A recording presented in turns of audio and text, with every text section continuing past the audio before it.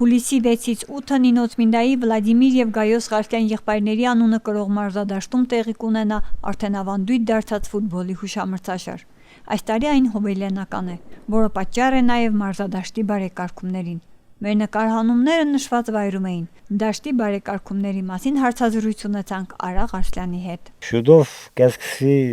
ամսի 6-ին, կսկսի ֆուտբոլի հերթական, այսինքն այս տարի հոբելյանական տարի է, 30-ամյակ կներշի,